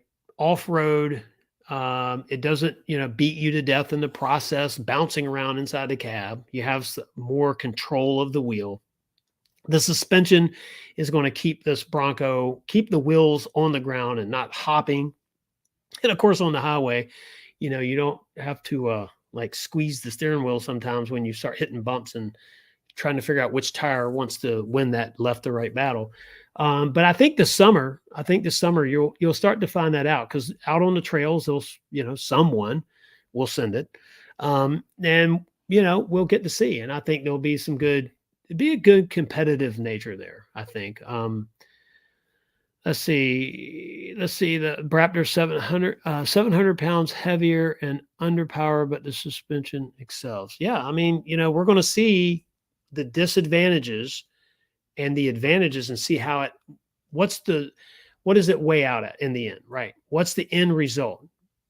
They don't have as much horsepower, much torque, but the suspension makes it so much better to really do what it's built to do. So we'll see. I mean, I don't know. I'll be honest with you. I've never driven a Wrangler 392, and obviously I've never driven a Raptor. So you have a valid point in questioning it. I guess we'll just find out. Let's see. Bronco Raptor is going to be nice. The seats and the screen, extra bracing, all of it. Yeah. Manny, you're right. The aluminum brace that's clad in plastic over the B-pillar, and then the carbon fiber brace that is on the sport bar in the back, that adds 50% more rigidity. The 37-inch KO2s from the factory, the Fox suspension. There's even some tech in there. Mobile, you might know on this as well, but I was reading where the camera, there's something that is supposed to look at the terrain and also help with the suspension resistance for travel. So the Bronco Raptor has 13 inches of travel in the front and 14 in the rear. That doesn't mean that, if you jump it, that's what you're going to get, because the suspension is going to help control some of that based on the terrain you're in. I don't quite understand how they're doing it visually, but I guess we'll find out. And maybe I just woke up in a dream one night and dreamed all that, and none of it's true. I don't know, but it's in my head that it's something to do with the camera working with that Fox suspension. So we'll see. Let's see. Indy M84, I would choose the Raptor over the 392 any day. Yep. I mean, and definitely automotive history. I think Tim was saying last night, it's a piece of automotive history, right? The Bronco Raptor, first year, going with a color that's unique to Ford Performance, which Code Orange is one of them. Yeah, and it is flat paint, by the way. Code Orange. All right, so here's the thing. It is flat. However, there is the clear coat. They have done some fancy stuff with the clear coat that gives it this little sheen. It depends on the lighting, right? The Code Orange changes a little bit. It's not mystic, nothing like that. But yeah, the sheen, I guess. It says that you can get the Raptor in Cactus Gray as well, and Cyber Orange. Yeah, I would imagine GPS terrain mapping and camera analysis, AI, could play a part. So one of these videos I was watching where someone was lucky enough to have access to the engineers and the Bronco. And I need to go back and find which one it is, because before I mention any further, I want to give them credit for it because they went out and filmed it and did it. But whoever it was did a really good job with this breakdown of it. So it was super impressive video, very informative. Let's see. And it also comes in the pepper red. Let's see here. The camera scans ahead, prepares suspension for adjustments. I read about that too. I'm going in 60. Good. So I'm not imagining it. That'd be great. Yeah. NDM 84. I'll order one as soon as I can. Yeah. And I guess are they order wise probably all sold out? Yes, because order banks are closed anyway, but there's some that's going to show up on dealer. Someone either didn't take it, they didn't do the deal, or who knows what happens, but there's going to end up, there'll be a few on the lot somewhere. And I'm sure the price will reflect the fact that it's only a few. Manny's asking about our thoughts on the Bronco Raptor flares. They are a little wider. Now, A little. I'm being nice. They are big. And seeing them in the pictures at first, I wasn't a huge fan. Right. But the one that we saw at Supercell was the Eruption green, which kind of masked them a lot. They kind of, blended a little better. They didn't stick out, no pun intended, as much. But I guess seeing the Raptor, I don't know if that kind of offsets the flares, because to me, I mean, they could look better. Yeah. But I do overall, I like the Raptor. Well, and a lot of people said that. A lot of people said, "Wow!" And even the people working the booth, most everyone that said, "Yeah, it looks better in person." Yeah. I think that the Eruption green, it really worked with that. Dave was saying black is probably going to be, or is the most popular because order. Then you can't really tell. I don't have an issue with them because it's a Bronco Raptor. Yes. 37-inch tires. Yes. It's going to be different. You want it to look different. Yeah, you want to set it apart from everybody else on the road. And there again, this is something that I read. There again, I don't think I imagined it. And I think that same video that I'm talking about, remind me to do that so I can give proper credit to whoever did it. But the same video that they talked to the engineer, and there was something about the production at MAP. So first of all, they have to do some stuff with the suspension because it's too high the way it is. And so when it goes to the mod shop, they readjust. It's a bottom shock mount, I think it is. But also there was something about painting the fenders and would it go through manufacturing the way it is. There's something to do with the manufacturing and obviously cost. The fender flares that were added to that, that existing kind of a structure, because, the doors are different. Well, the back doors are slightly different because you have the flare trim on the door. The front fenders are different. They're a little wider, but they also have the gills or the air vents in them. The rear quarters are different. Really, the only two, and the hood's different. The only two pieces, and I say two because there's two of them, but it's the front doors. Yeah. The front doors appear to be the same. Now, if you took that trim off of the back doors, I'm sure they would be the same as well. But that's stuck to the door. I'm just saying if you took the doors off and laid them next to a tree and you wanted to put those parts on another Bronco, the two front doors would work, I think. Now, going back to the fenders, though, could you delete those? I mean, it may be an aftermarket thing like Mitchell did. Didn't he remove his fenders when he did his lift? Well, there's certain... He did something. Yeah, there's something that he did. There's certain things that you can do, but manufacturers have to cover the tires. It's a DOT thing. Okay, so it's aftermarket. So what could you do aftermarket? I don't know. Yeah, you could get rid of them. Yeah. If you really, really wanted to. But I guess my thought is... Well, certain states you might not be able to get rid of them. Oh, true. Okay. Yeah, so you have to check your area. With the lighting and all that stuff. Well, but it's also... Look at the rocks flying up. Yeah, true. Now the KO2s are going to throw less rocks than the Territories, the Goodyears. Because I know right now rocks are a huge problem. Yeah, rocks are a huge problem. However, we always hear that about the Goodyear Territory tires, but I'll tell you what, those tires, I was super, super impressed with that rain we were in. We were on the interstate, North Carolina. We ran through this, really flooding, this flat ground there, and it just couldn't move the water quick enough. Gosh. The Bronco didn't have any hydroplaning at all. It drove straight. The wind was blowing like crazy. And of course, it is not the most aerodynamic vehicle in the world, but that's not why I bought it either. I bought it because of how it looked. But it drove straight. It felt good. I was completely comfortable driving that. And there's certain vehicles I don't like driving in high winds and heavy rains. And there's one of the videos on our channel, right? And you can just hear the rain beating on the Bronco. Yeah, it was bad. It was great. And then the other thing is the sand. Those tires are really, really good in the sand. So super impressed with them. Yeah, that's definitely a perk. Yeah. It's just the rocks. It's just the rocks. So they are good, good tires, but the rock thing is an issue. So, but the KO2s have a wider tread. It's not going to sling as many rocks. Of course, I'm sure it would. So, hey, let's hit some of the comments and see what we have here. It's past your bedtime, isn't it? Yeah, it is. And we have to get one kid to school early tomorrow. Yep. So we're going to wrap. Didn't we say early when we started this? Yeah. It's going to be abbreviated kind of quick. Don't you, that's the thing about lives, right? And you start talking, it's like, okay, we got something to do in an hour. Yeah, right.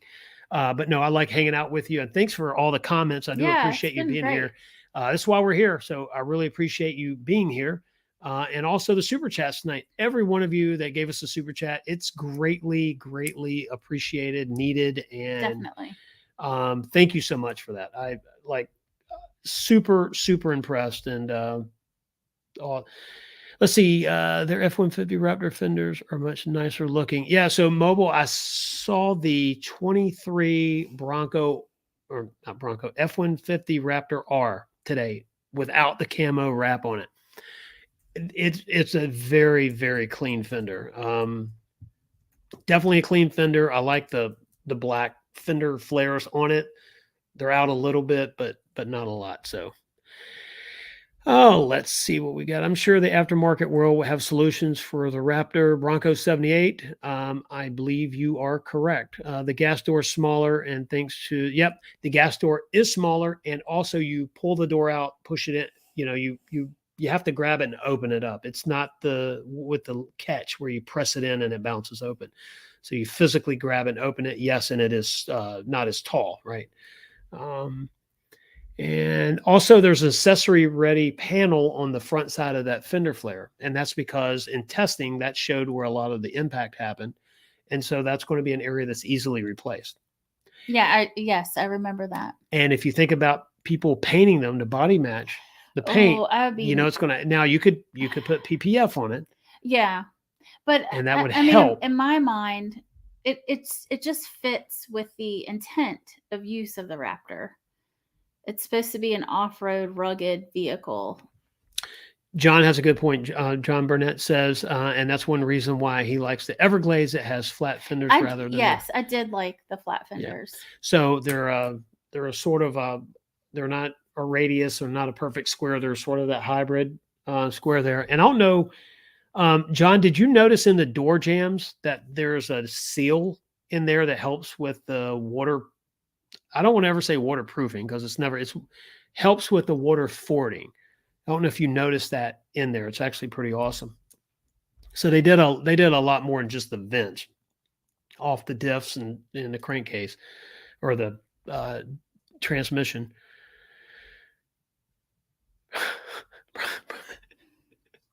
Broncos need fender Murray. Oh man, mobile motto. That's pretty funny. Let's see. I was terribly unimpressed with it. Yeah. So there's different manufacturers out there making different, body parts for them. So the cat. Here comes the cat. Something. Someone let her out. The cat. The cat. Yeah, the cat typically photo bombs us. So she's strolling here. Something stuck on her foot. Oh, let's see. The Raptor fenders are either removable. I'm gonna. Are you out? Yeah, because the cat has. All right. Well, say goodbye to everyone. Bye. Hey, it was fun as usual. Yeah. Nice chatting with everybody. Nice sweatshirt, by the way. Oh, thank you, Def Leppard. Yeah, my favorite band. TJ gave me the old school concert poster. Yeah, I remember that. I need to get it. I'll hang that up in here one of these days. All right, I'm sure you can hear me better now. All right, so yeah, we'll be wrapping this up in just 1 second. I just want to make sure I got all the comments. G. Williker said replace them with Sasquatch flares. It's a different fender. So it's definitely a different fender. It's got more of the squared off side. Hear the cat in the background. The photo bombing cat is on the way. She's getting ready to make her presence known. Let's see. What are your thoughts on the Bronco Raptor flares? Yeah, we did that one. G. Willikers replace them with Sasquatch flares. Yeah, that won't work on this one. They couldn't paint them at map. She's too wide.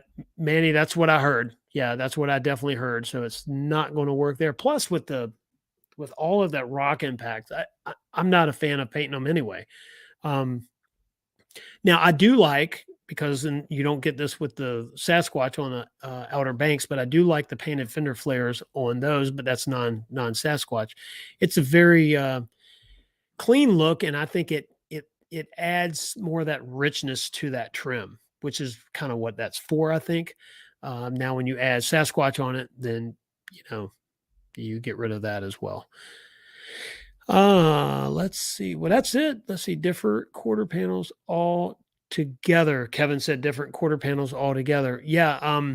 The only two parts on a Bronco Raptor and a regular four-door Bronco, like I said, that I could see is the front, the driver's door and the passenger side door. That's it, because the back one had that trim piece on it. The quarters are different. The swing gate's different, even though it looks the same dimension wise. I think it's the same, but they did that exoskeleton. They did some, what I'm understanding is the hinges are stronger, not just that exoskeleton on there to hold that 37. And then of course, all the lighting because of the width of it. So, or the Bronco, let's see. Sorry, I just missed that comment. Where'd it go? Are the Bronco power numbers based on premium fuel? In NDM84, great question. I asked that question last night. I would assume so. I would think that that number, and I don't know if Dave or Tim said this last night, because I had the same exact question, and one of them commented that you would think that they would put that best foot forward out there, or there is a thinking out there, I guess, that maybe this is a low number. Oh, by the way, that was 87. Or are they going to require 93 or 91, whatever you have in your area? Are they going to require the high octane for that engine? I don't really know. I know our Range Rover Sport requires the highest octane you can get. 93 in our area, 91 in certain areas. I'm sure there's some differences out there as well. That's a great question. Don't know. I just know it was tweeted out yesterday, and then articles went flying, 418 and 440. That's a very good question. So I can't wait to find that out. And I think when they put it onto the specs, right? Because if you go and look up the Bronco Raptor specs, there's a lot of them on there. But to be determined, horsepower, torque, MPGs, and some other stuff. And now the MPGs and the horsepower and torque has been announced this week. I would suspect that would be sent out soon in some of the media stuff. Reinforce the weight of. Okay, I'm going in 60. Yeah, the back hinges reinforced for the weight of the 37-inch tires and wheels. Yeah, because that's a lot of weight. It's a lot of weight there. Add 4.5 hour drive. Just pack up the family and hit the road. Yeah, I'm going to talk to Becky about doing that. I really want to go. And by the way, it was a great time in the Outer Banks. I kept saying Corolla because I just know that area, but it's Corova Beach actually. But that entire area there, it was cool going out there, meeting everyone. We had a great time. So I guess we'll find that in NDM84. I'm going to try to find that out. And I guess, trust me, I don't have a contact to call and ask, but it'll just be when that number hits the spec sheet, and I'm going to keep an eye on when they update it, because it'll be updated any day now, I am sure. John Burnett says, I haven't seen an Everglades in person yet. I'll tell you something else. The Everglades, a lot of people said the same thing. They had mixed emotions on it. Some thought it was great. Some thought it was okay. But when you see it in person, it's a sweet looking rig. If you like the snorkels, you're going to like it. One thing that I thought was interesting, in the passenger seat, you can see a little bit of the snorkel. And then from the driver's seat, you can barely see it. So I was thinking it was going to be more of an obstructed view. But Dave and I did that video. I think that is on, I can't remember if that video is on my channel or Dave's channel, but either one, you can go look at the Everglades review. It's not it's not in the way. I mean, it's actually pretty cool. I do like some of the stuff that they did with the water fording. Like I said, it's a 2.3 liter. The alternators on the driver's side, it is higher, but I'll tell you, it's not out of the 36-inch mark. I want to say it's like, and I don't have an official number, but measuring in the grass with a stick and then measuring it somewhere else. I mean, if one of them deals, I think it's about 34.5 inches or 34 inches off the ground. I could be wrong on that, but based, on what we saw there. So, and is that why they went with the 2.3 extra, elevation on the alternator? I don't know if it's that, or if it's more for the CFMs or the airflow because of the snorkel. Now, airflow or decibels of that airflow. I've been questioning that, so I don't really know. But I know the Everglades really does look sharp. The wheels on it are awesome.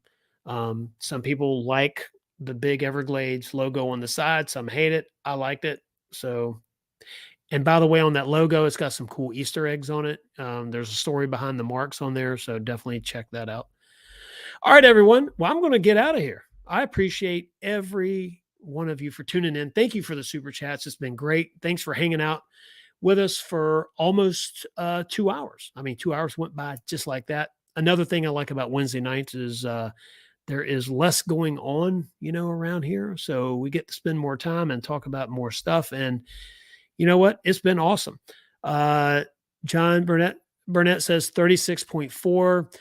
Yeah, so that's the water fording number, but the alternator is slightly lower than that.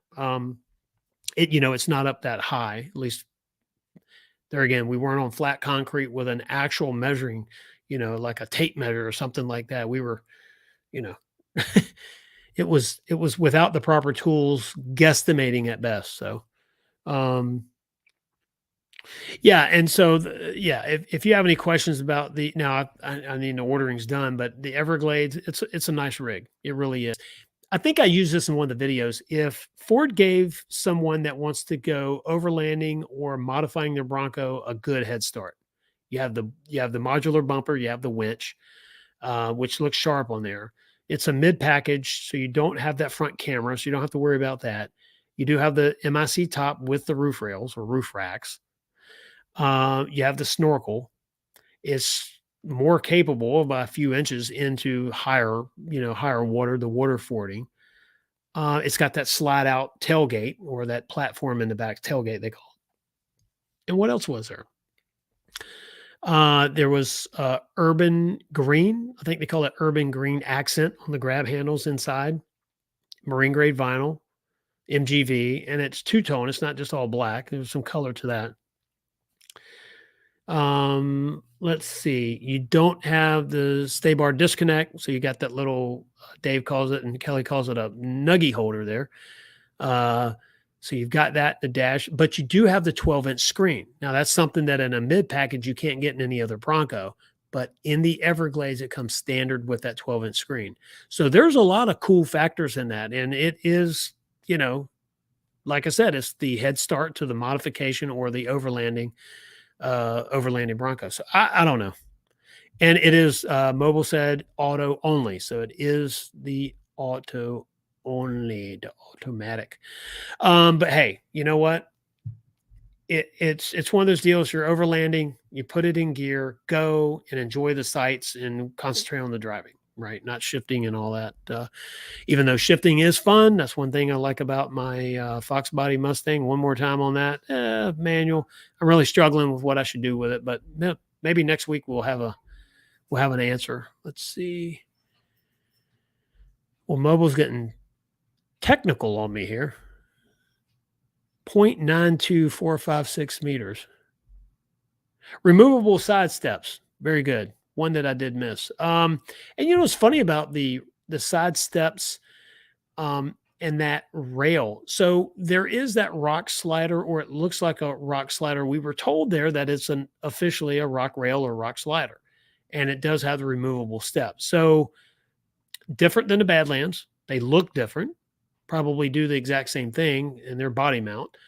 But they have a different dimension or a different appearance to them. So yeah, it's like I said, the Everglades, I don't think it. I think if you priced out building a lower trim Bronco to build like that, it's going to cost you more doing it, obviously aftermarket, than it would, or than buying it. So yes, it's a value. If you want all the goodies that's on it, it's definitely a value. So, all right, everyone, I'm out. Have a good night. Thank you for the super chats. Thanks for hanging out with me. I do appreciate it. I can't wait to see you next Wednesday. Bye.